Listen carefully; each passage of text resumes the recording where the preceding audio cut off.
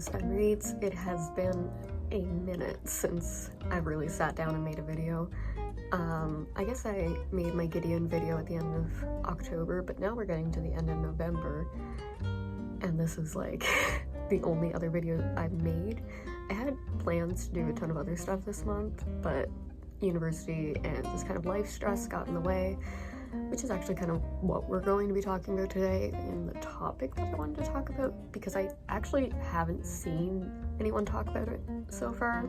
I've seen it like brought up in videos, but I haven't seen an actual video about this, so I wanted to talk about it. So first of all, when it comes to talking about university in the pandemic, I started university in the pandemic. I started university in 2020. That was my first year.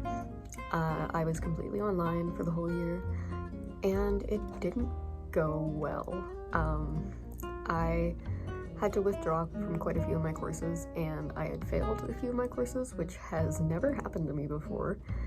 I've had high marks in all my courses in high school and any other type of school I was in before that, so it was really discouraging to have my marks drop like that, but at the same time I was very, very depressed and very confused with everything that was going on in the world, and my tuition was also raised when I went into school. It was raised from the year before, and it was raised higher when we went into online school, which really made no sense to me, but it was a very frustrating feeling. And I think tuition was raised again this year, because I think I paid quite a bit more than I did last year. I would have to check how much I paid last year, but just going into it, like the stress already of the pandemic and the money situation wasn't great. So yeah, I started university in 2020. Everything was going on. COVID was running rampant, and I was not having a good time with it, but struggling to make it work. I didn't really know what I wanted to do for my major, and I was starting out at a more open university. It had both Bachelor of Science and Bachelor of Arts, so I was kind of doing both, and I was living at home at the time because the university was in my hometown, so I didn't have to move. But as the semester went on, there came to be like a lot of challenges. First of all, in 2020, in March of 2020, I was diagnosed with ADHD. So we kind of figured out about towards the end of second semester that I had ADHD. So that was probably a big hindrance on me for the first 6 months. Yeah, it was a big issue. I had a lot of trouble focusing, and a lot of trouble remembering when I was doing assignments, even if I'd write them down. If I'd write them down, but I couldn't physically see the thing that I wrote it down on, then I wouldn't, no idea, like, it just wouldn't be in my brain. The major things I noticed with taking courses during the pandemic and taking courses like my first year of university at home was that it was very lonely, and I was not used to having that little social interaction. I'm not a social person by nature. I don't really like talking to people that much or for that often, but it was weird. I wasn't comfortable with the fact that I couldn't see my friends at lunch and have that, like, so it was very difficult for the first little while to get used to. It's still actually difficult. I never actually got used to it. It's still very difficult this year in my second year. But the loneliness of it is very hard because, you know, as people we're kind of like, hey, we need to have this social interaction with each other, but we aren't allowed, and that's not natural for us. So it was very weird. But I guess you can cope with it eventually, but it's just dealing with that, and then dealing with university on top of that. It was very hard to emotionally navigate kind of what I was feeling. So basically first semester, especially getting into about this time, last year, which is its finals right now. I was very, very depressed, and I had pretty much completely given up on succeeding in any of my courses. But I did have a few professors reach out to me and be like, hey, we'd really like it if you could do some assignments. You seem to be going through something. Here's something we can do about it, and we want to help you. So both the universities that I've been to in the past 2 years have been super accommodating, which is really nice. And the professors are all very understanding of the fact that this is really hard on you. So if you're going into university in this year or next year, and this is all still going on, a lot of universities are extremely accommodating right now, especially in Canada, I think. I don't really know much about the US, or anywhere else in the world, honestly, but I know Canada has been fairly accommodating with kind of figuring things out for people, because this has been a very difficult time, and it makes getting through university extremely, extremely emotionally hard and awful. So in my first year, I had decided that I wanted to major in anthropology, which was, I still love anthropology. I still could see myself majoring in it one day, but not at the moment. My passion at the moment really is it's reading and it's painting, so I just really want to do that. I want to pursue arts, and I don't know what that'll look like for me, but I'd rather try it than never try it. So right now I'm just trying to get a major in fine arts and see where that takes me.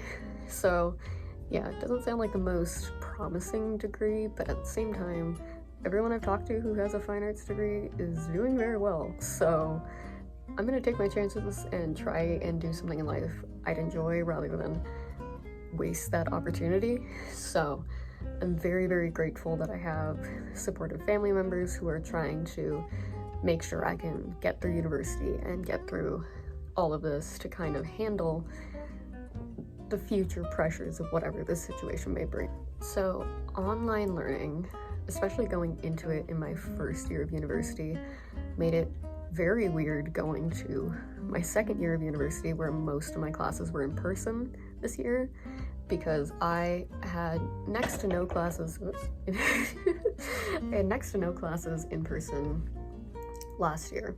They were all online, and I would just do them from my room, and that was fine. I didn't love it. I was stressed out quite a bit by staying in one room all day, but I got through it. So it was fine. But then when it came to coming here, because I ended up transferring universities. I transferred to a liberal arts university so I could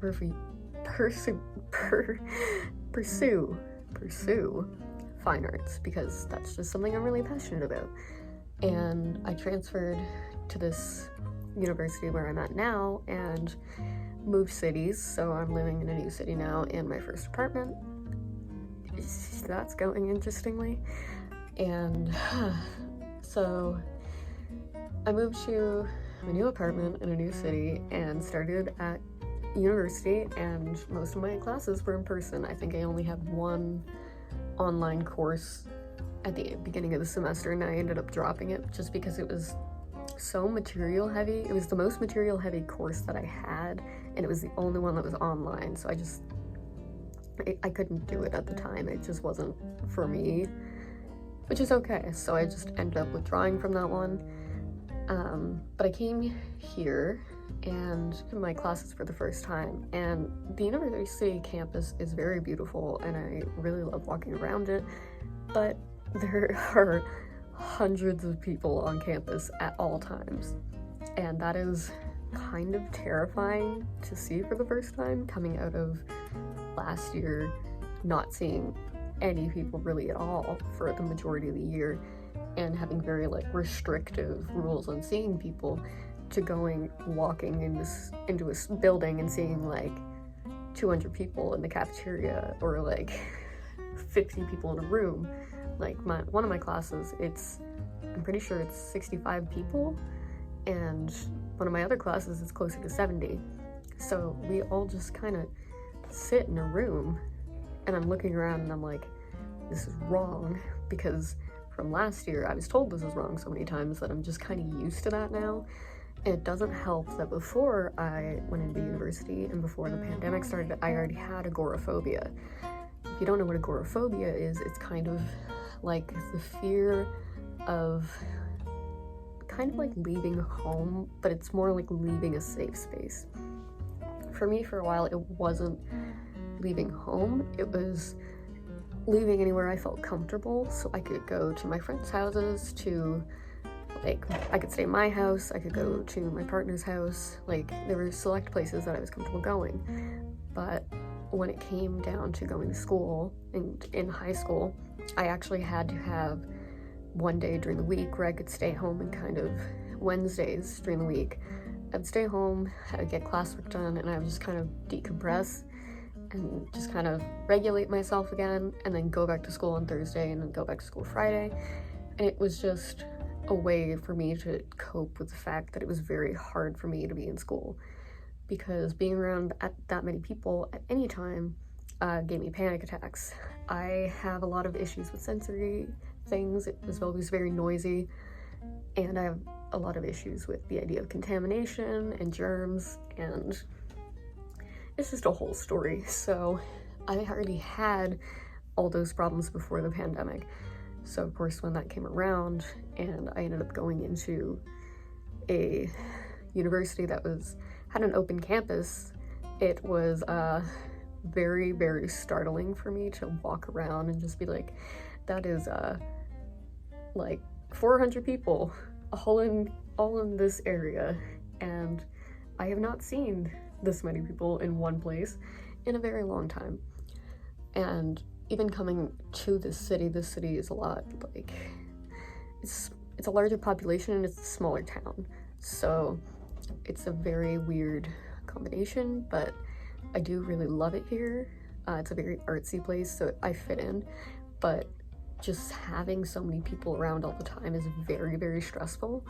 So I actually ended up switching all my courses to online for the end of the semester, just so I could kind of cope with the fact that this was really difficult for me and I didn't really know how to deal with it. And I'm going to be switching my courses next semester also to online, so I can just kind of have that space to be like, I can go to class when I feel like I'm okay to, but if I feel like I'm not, then I can just do it from the comfort of my own home. I want to make a safe space for me to kind of just work on stuff like I did when I was living at like my house, like my parents' house, because right now I don't really have one. You can see my cat pajama pants, but yeah, here we have a very small apartment, so it's been very difficult to make like a safe space. So what I really suggest, if you're also going into university and you're having a lot of trouble with that and wondering how it will feel, I'm going to tell you very honestly, it is going to be rough. It's going to be really rough. I don't think there's a single person that I've talked to in the past 2 years of university who hasn't told me they were struggling, or they had no motivation for assignments, or they would get the class material and they just couldn't remember it, or they would get the assignment and they'd be like, I have no idea what to do with this. And like, that's just kind of a norm now. Like, I've been dealing with that a lot, and then I've had a lot of friends dealing with that, and then a lot of strangers that I talk to are also dealing with that. It's very normal. So if you're like, wow, this sucks and I hate that I'm going through this, hey, we're all going through it and we're with you. It does suck. So yeah, if you're going into university, what I highly suggest is kind of for me personally, because of my ADHD, I like to write down just on a blank piece of paper just what I need to do during the day, and then put like the things that I need to do at the top of the list, and just kind of go down as much as I can. But I even put things on the list like eat lunch, take a break to watch TV, watch this YouTube video at some point, just to like throw things on the list that are more fun and more like relaxing, so I'm not looking at this list and being like, wow, this is stressful. Another thing I'd suggest for kind of relaxing during university is having like calming music on while you're studying, just to kind of keep your mind out of, when I started university last year, I had too much to think about, so I put on music, and music helps significantly. So yes, put on some quiet music, just kind of enjoy yourself and listen to yourself while you know when you need to stop for a bit and take a break from studying, because you can't push yourself to study for hours. Like, it's not good for you. It's been proven that it's not good for you. You need to take breaks in between. And something that is so important, and I cannot stress this enough, email your professors if you are struggling.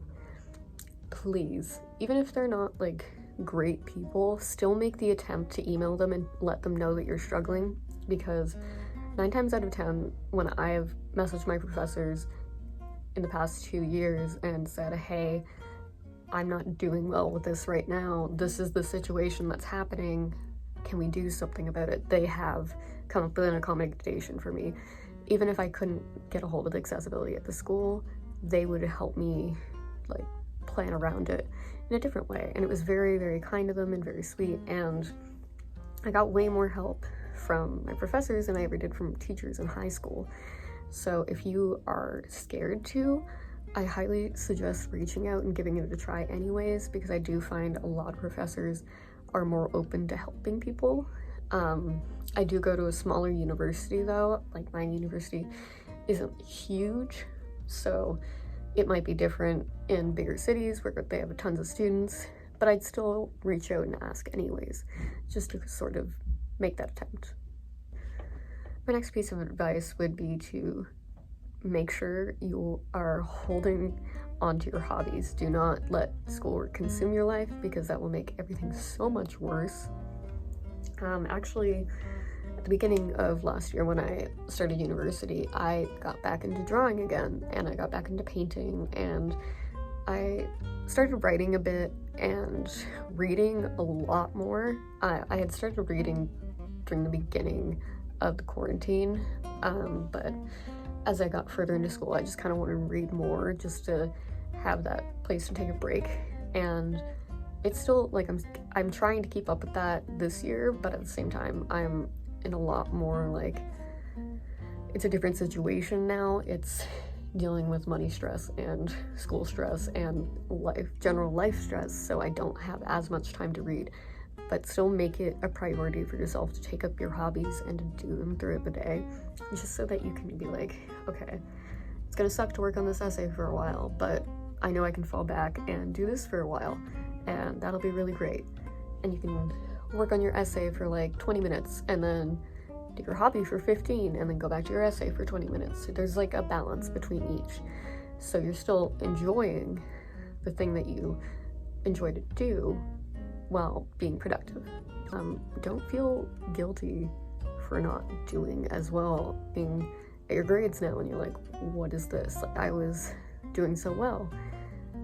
We're going through something, man. Like, it is completely understandable to have your grades slip currently. Like, there is nothing normal about this situation, so don't even worry about it. Like, I mean, worry about it like a tiny bit because you're paying for it, most likely, but just go easy on yourself. Like, you're living through a world-changing event, and that's crazy. And we're in university and we're trying to make things work, but as long as we're trying, and trying looks different for everyone, then we can't really ask any more of ourselves. So just do the best you can, and your best can look different than anyone else's best, so don't be too hard on yourself, I guess. And that's something I need to work on personally, because every time I actually just did the final test for one of my courses and I got a 66, and I was so close to crying because I really thought that I understood the material a lot better than that, and I thought I did a lot better on the quiz, but then when I looked it over, I was like, okay, I made a lot of mistakes. A lot of them were on where I could put multiple names for people who were part of something. Like, it was for film studies, so I could have put more names for people involved in a certain genre, but I just kind of forgot about certain names, and I just kind of went, oh, this person, but then I completely forgot about the other guy that was also involved. So I got partial points, but a whole lot of partial points also takes away a whole lot of partial points. So yeah, I ended up getting a 66, which was disappointing, but it's still a pass.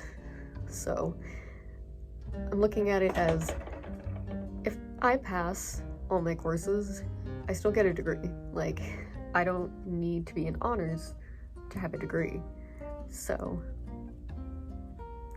but I definitely, like, remind yourself that you're doing your best, and that's okay. So I hope you all are doing great.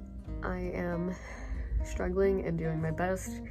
I am hoping to finish Red Rising, like the entire first trilogy, by the end of the month. I'm listening to Morningstar on audiobook now because I just needed a switch up. I couldn't really physically read it anymore for some reason. It just wasn't clicking in my brain properly. But I am working on finishing that. And I'm also currently reading Sharp Objects by Gillian Flynn. I'm getting close to being done that. I'm about here, and I've annotated a bit of it so far. The orange sticky notes are the what the fuck areas, so you can see how I'm feeling about those. But yeah, it's not a bad book. I like it so far. I've been very conflicted, honestly. But yeah, I've been very conflicted. It's good, but it has some moments that I'm like, why did you have to throw that in? But another thing is, so my partner currently works at a thrift store, and we get discounts on thrifty stuff. So I found The Haunting of Hill House by Shirley Hill. David, cut that out, please. That was horrible. I found The Haunting of Hill House by Shirley Jackson, and the best part about that is, one moment,